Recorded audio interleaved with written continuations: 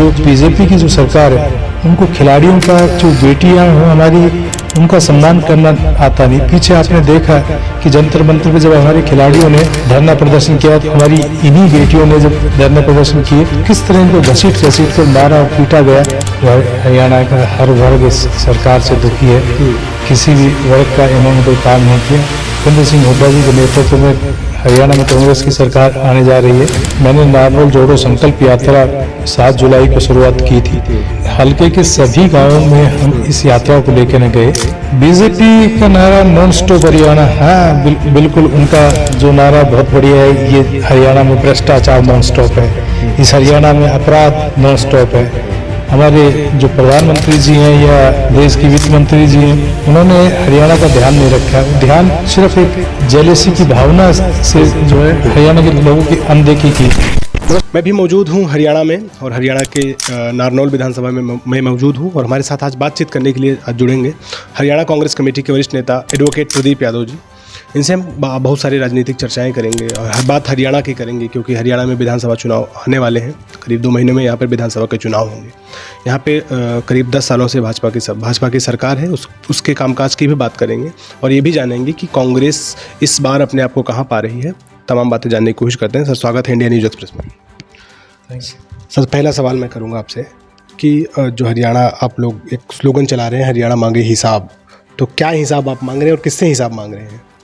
Natural जब ये पिछले 10 साल से हरियाणा में बीजेपी की जो सरकार चल रही है, भ्रष्टाचार और मतलब धोखे के साथ जो हरियाणा के लोगों के साथ जो छल किया, धोखा किया है, जो हरियाणा का हर वर्ग इस सरकार से दुखी है, किसी भी वर्ग का इन्होंने कोई काम नहीं किया, उसी का हिसाब जो बीजेपी सरकार है उससे मांग रहे हैं। तो क्या लगता है कि 10 सालों में हरियाणा की जनता ने जो बीजेपी की सरकार को देखा है, तो क्या इस बार वो बदलाव का मन बना चुकी है कि बनाने वाली है? क्या स्थिति अभी क्या है स्थिति है?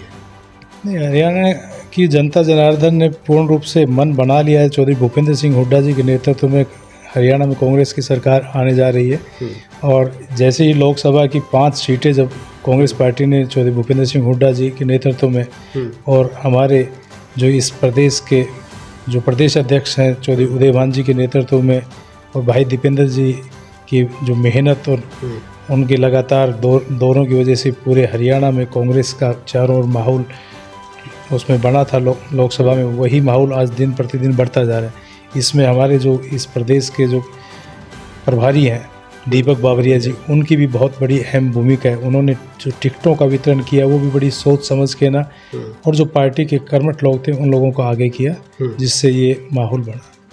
बात हरियाणा की हुई। अब आपकी विधानसभा की बात करते हैं, नारनौल से बात करते हैं। तो नारनौल में आप भी कांग्रेस के बड़े नेता रहे हैं और प्रबल दावेदार हैं इस बार चुनाव में।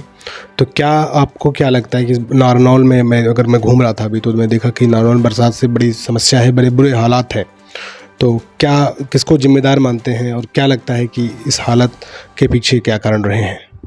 मैं मानता हूं कि जो भी प्रतिनिधि पीछे जिनको भी सरकार में मौका मिला, चाहे वो कोई भी नेता रहे हो, उन्होंने जो उनको करना चाहिए था वो जनता जनार्दन का और इस शहर का ध्यान नहीं दिया। अदरवाइज़ ये जो शहर है ये बीरबल की नगरी दिल्ली से बहुत ज़्यादा दूर नहीं है, इसको बहुत ज़्यादा विकसित होने की ज़रूरत थी और ये ऐतिहासिक शहर है। यहाँ बीरबल का छत्ता है जो एक ऐतिहासिक धरोहर के रूप में नारनौल में है।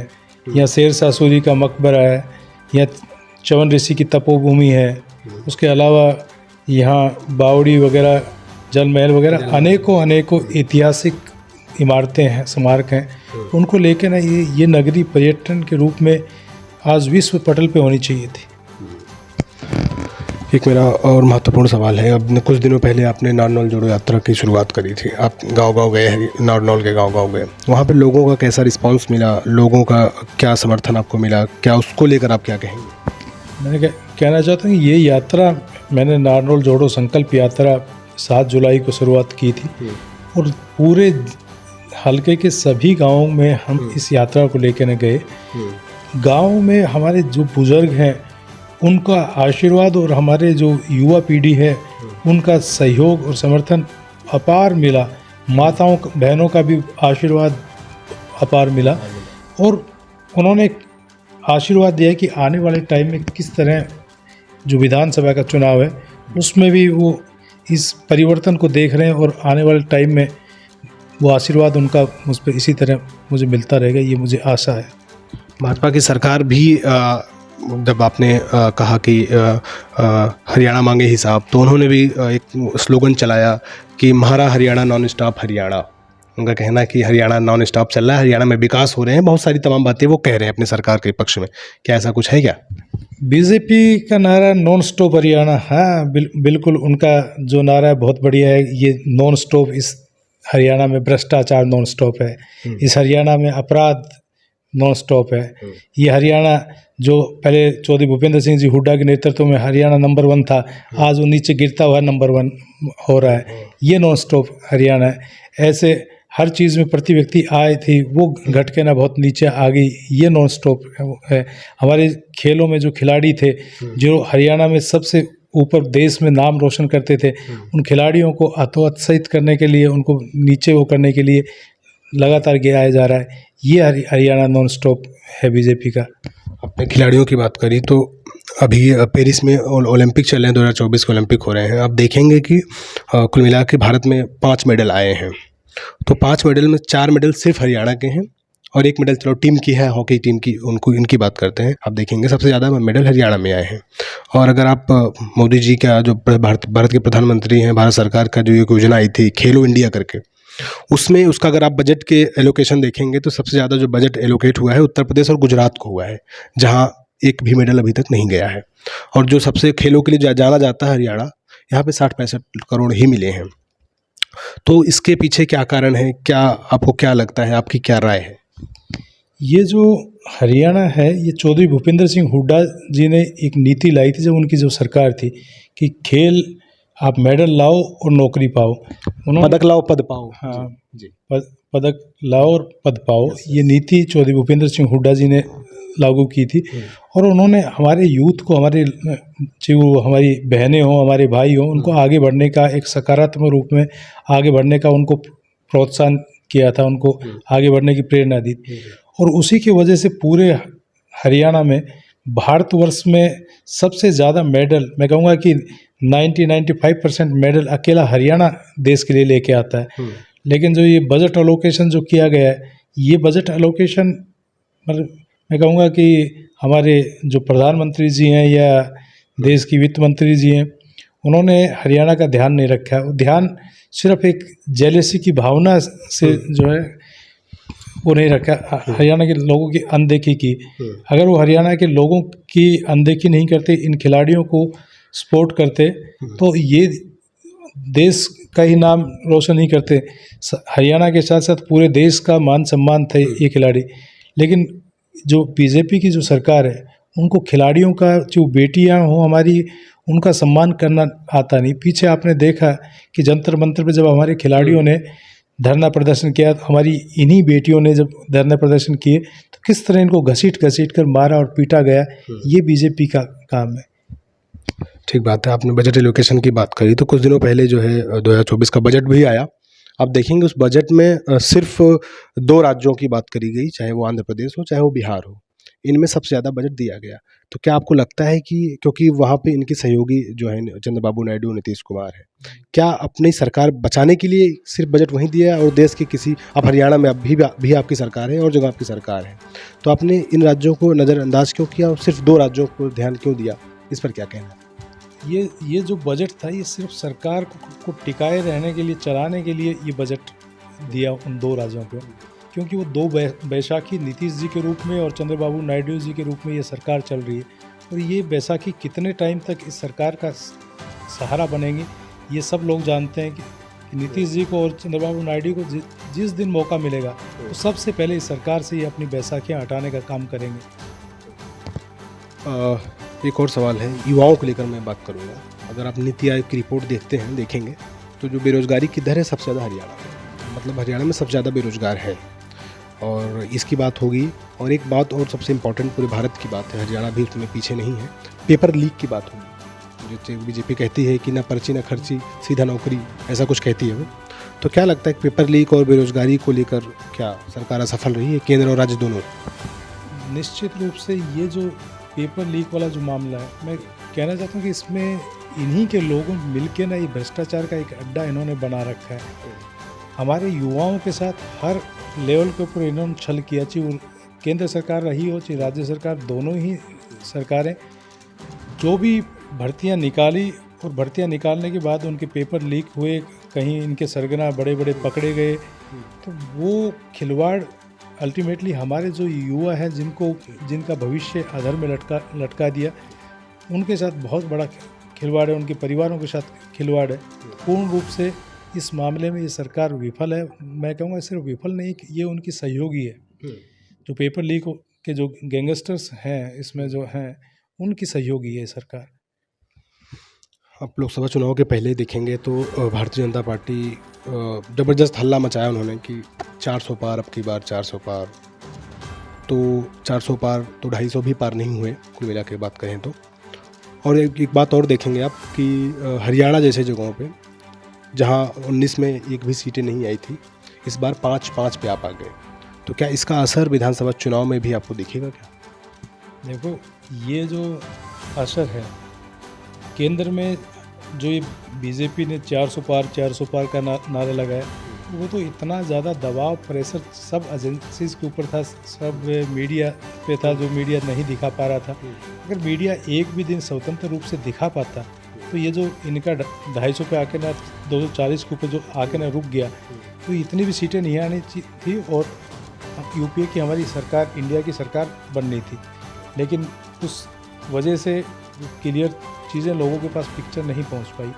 तो मैं उसमें कहना चाहता हूं कि हमारे केंद्र में आदरणीय राहुल गांधी जी का जो भारत जोड़ो यात्रा है, उसका बहुत बड़ा रोल है।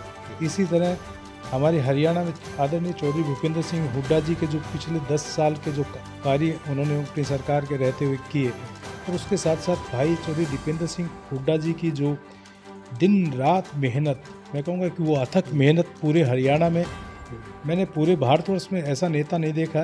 वो हमारा सौभाग्य है कि ऐसा नेता हमें हरियाणा में मिला है, जो युवाओं की बात करता है, जो किसानों की बात करता है, जो मजदूरों की बात करता है, जो व्यापारियों की बात करता है, हर वर्ग को साथ लेकर ना दिन रात मेहनत करने वाला नेता आदरणीय चौधरी जो दीपेंद्र सिंह हुड्डा जी हैं, उनकी जो मेहनत को है, उसका भी ये परिणाम है कि हरियाणा में 5 लोकसभा की सीटें हमने जीती। और पूरे इसके साथ साथ जो हमारे प्रभारी हैं दीपक बाबरिया जी, उनकी रणनीति का भी कमाल है कि हमने ये 5 सीटें हरियाणा में जीती हैं और पूरे हरियाणा में कांग्रेस का एक माहौल बना है। और आने वाला जो विधानसभा है, मैं कहूँगा कि पिछली बार बीजेपी का एक झूठा नारा था कि 70 पार, और अब की बार हम कहना चाह रहे हैं कि हमारा जो है 70 पार कांग्रेस करने जा रही है, और वो हकीकत में करने जा रही है। एक बात और, अगर कांग्रेस बीजेपी की बात छोड़ें, राष्ट्रीय पार्टियों की बात छोड़ें, तो हरियाणा में क्षेत्रीय पार्टियां भी हैं 2-3, चाहे इनेलो हो चाहे जेजेपी हो। तो क्या इस चुनाव में इनेलो और जेजेपी का भी कुछ महत्व रहेगा क्या? मैं कहूँगा कि इन दोनों ही पार्टियों ने अपने कर्मों से अपने आप को ख़त्म कर लिया। इन दोनों पार्टी की कोई भूमिका हरियाणा के विधानसभा में नहीं रहेगी। जो चुनाव आने वाले हैं उनमें कोई भूमिका नहीं रहेगी। जनता जनार्दन ने इनको नकार दिया। इनके कर्मों को पीछे देख के ना, पीछे जो सरकार बीजेपी की और जेजेपी की आई थी, दो दलों ने एक जो सरकार बनाई थी, वो दो मतलब ठगबंधन कह सकते हैं उसको, लोगों को उसके माध्यम से उन्होंने ठगा, तो जनता जनार्दन ने उसको समझ लिया। मेरा आखिरी सवाल ये रहेगा कि आप नारनौल के लिए दावेदारी भी कर रहे हैं, मान लीजिए कल आपको मौका मिलता है नारनौल की सेवा करने का, तो आपके मन में नारनौल के लिए क्या प्लान है, क्या मिशन है, क्या विज़न है, आप एक बार बताइए। देखो, मैंने हमारे कांग्रेस पार्टी के नेता आदरणीय राहुल गांधी जी के साथ, भाई दीपेंद्र सिंह हुड्डा जी के साथ, और मेरे नेता अभिभावक चौधरी भूपेंद्र सिंह हुड्डा जी के साथ लंबा काम किया है। मैंने उनके कार्य को देखा है और उन्हीं से प्रेरणा लेकर मैंने अपने नारनौल के विकास के लिए, जो मैंने अभी यात्रा भी शुरू की, तो नारनौल के लिए एक विज़न है जो इस नारनौल को आगे ले जाने के लिए, यहाँ ऐतिहासिक स्थल है, ये नगरी है, हम इसको विश्व पटल पर लाएं, ऐसी मेरी मानसिकता है, ऐसी सोच है कि हम इस नगरी को विश्व में जाना जाए। उसके साथ साथ हमारे युवाओं के लिए रोज़गार के नए साधन हम इसी एरिया में विकसित करें। नई जो मल्टीनेशनल कंपनीज़ हैं उसको यहाँ लगाया जाए। उसके साथ साथ और अन्य जो हमारी आईटी सेक्टर की कंपनीज़ हैं उनको यहाँ लाया जाए, ताकि हमारे रोज़गार, जो युवाओं को रोज़गार अपने ही एरिया में मिले।